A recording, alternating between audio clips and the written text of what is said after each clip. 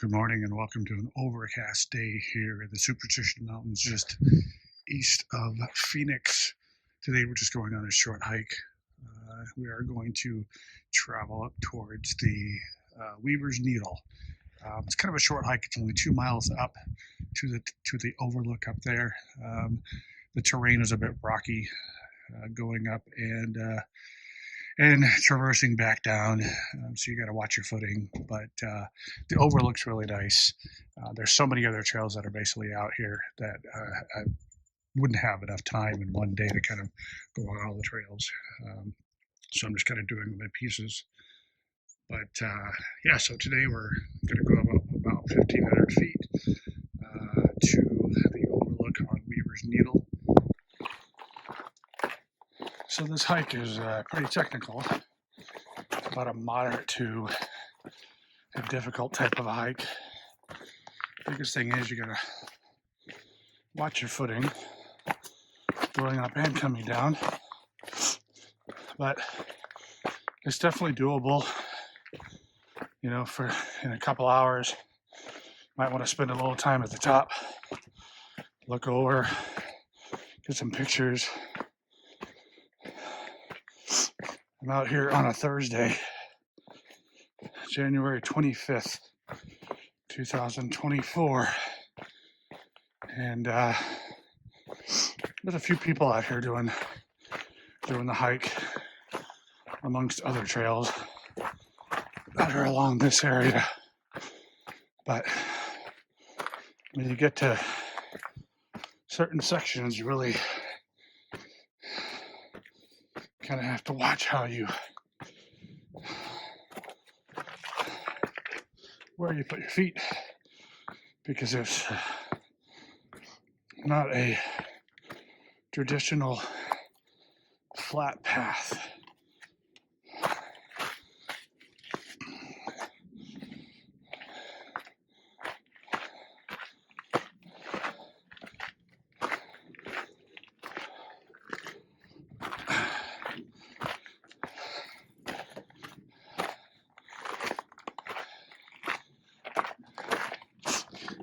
If I didn't mention before, this trail is about 2 miles long, 1,500 foot of gain elevation.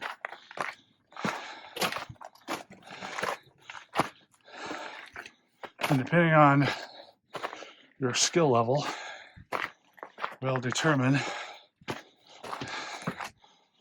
how quickly you ascend and descend. But it's really not about getting up there quickly. Gotta get up here, enjoy the scenery, and enjoy the day.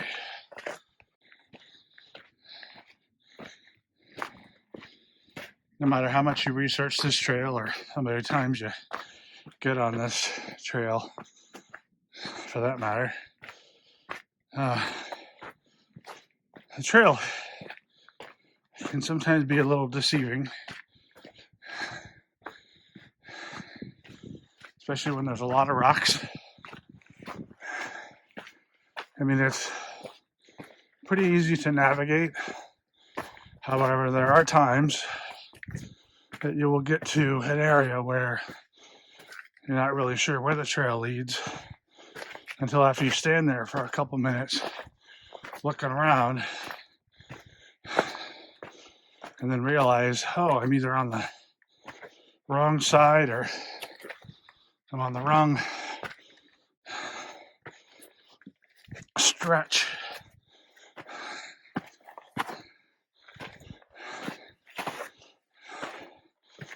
So it's okay to slow down a bit, find out where the trail is,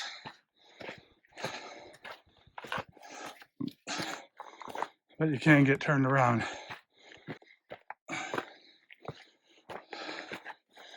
Okay, so we're about 3/4 of a mile in, past a few people going up and coming down. Just remember to be mindful of the other individuals that are out here. They're working just as hard as you are. They're trying to do their hike safely. So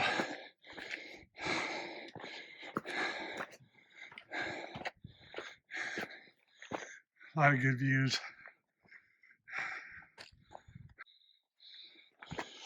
Coming up is one of the reasons why I was saying that sometimes things can be tricky, trying to figure out where to go, trying to find your footing. And it looks like there's no trail here. But if I keep going up this particular section here, it just looks like a big rock slab that leads to nowhere. But you get up and over, and trail comes back out. We're 1 mile in, almost a half hour of hiking. And you're like, what have I got myself into? Here's a little rocky crossing. But I will tell you, if you do take your time, I didn't realize there's a lot of water on the trail. If you do take your time, the effort is totally worth it. And you'll see in about a half a mile what I'm talking about. Wow. Did not realize there's going to be this much water on the trail. Coming from there.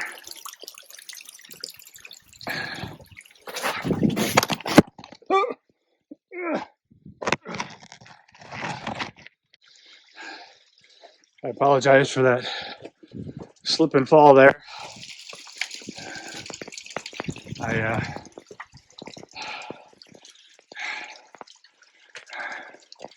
That was not made up.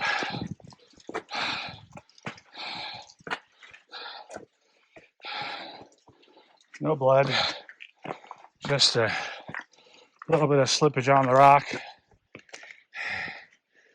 Hopefully,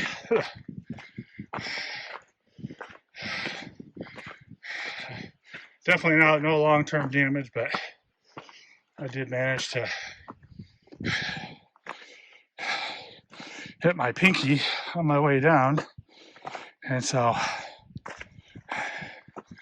there's nothing broken. Moves just fine. No blood. Just be a little bit of a sprain. Another tricky climb over. Got this big old boulder. Don't ask me how this thing stopped when it was rolling, but somehow it stopped right there. I'm gonna try to do something different today. See if I can use that tree to my advantage. And success.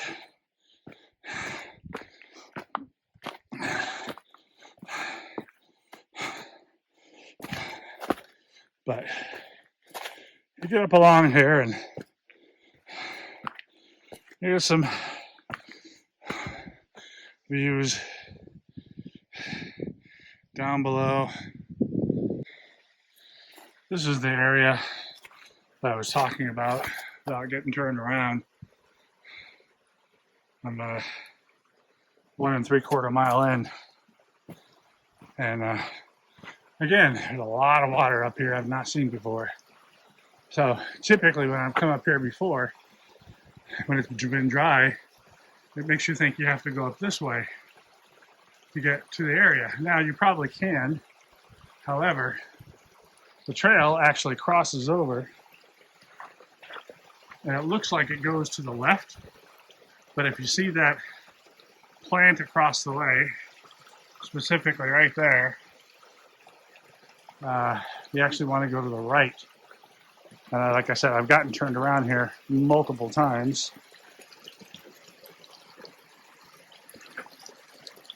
I'm going to try to cross this safely, slowly, get to the other side. So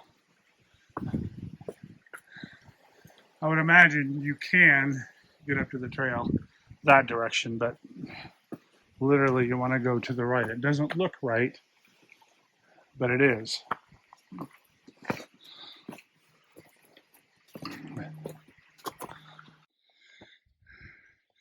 You get up to the section and you kind of look at the rock formations, and I didn't know any better. It literally looks like some sort of another type of civilization.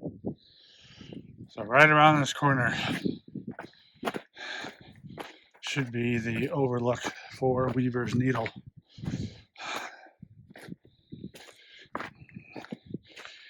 And if we're lucky enough, there won't be many people up here crowding to get a view. I mean, there's plenty of room, but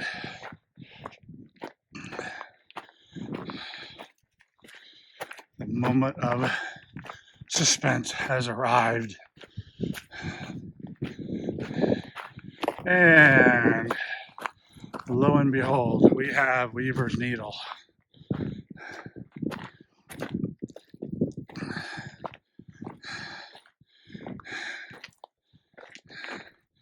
Sit here, just enjoy the view for the moment. See if I can stand still. A little bit of rain cloud overhead. Now there is a trail down below that you can go on, and that trail leads for a long way. I guess according to the map, it goes all the way to Canyon Lake. I don't know how many miles it is. I'm going to guess maybe 20 miles, maybe even 30 or more to get to Canyon Lake. But if you know where you're going, you got the gear and you have the time, I guess if you want to make the track, you can do it. Now, there are other angles of Weaver's Needle that you can get. The one I've gotten before actually looks almost like a heart. I don't think this really looks anything like a needle other than the fact that maybe it was just named after a miner that found it. Well, it took me a little longer to get down just because of the water that was on the trail. It made rocks a little slippery, produced a little mud on the trail, so had to focus on getting down. But I will say that on a dry day, it's not as bad coming back down, but still, again, you still have to watch your footing. There were several people that were still going up when I was coming back down, but I think a good portion of them won't make it to the top because of the gear that they did not have. I hate to put it that way, but I saw one lady who literally had her house shoes on that I mentioned before. And I didn't say anything. Sometimes you just gotta figure it out for yourself. And anyway, I hope they get down safely. But that about wraps up the hike for today. One thing, make sure that if you come to this trail, there's a sign-in sheet. Make sure you sign in and out because there are multiple trails that are in this area. And if they suspect that you might be lost, injured, they need a way to kind of track it a little bit, find out where you were going in case you come up missing. They need to know, where did this person go? So they just ask that you sign in and out when you're in this area. I would imagine there's other trails in the area that do have sign-in sheets, but this one, no matter how many times I come here, I always sign in and out. So anyway, we're almost back to the car. I hope you enjoyed today's video. Please like and subscribe. Turn the notification bell on so you don't miss any episodes.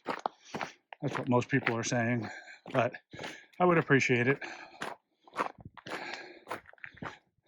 I don't have any monetary gain off of YouTube as of yet, but maybe one day I'll be able to do YouTube full time. So thanks for joining me on Trekking with Turtle today. Hope you enjoyed this trek up to Weaver's Needle, and we'll see you in the next adventure.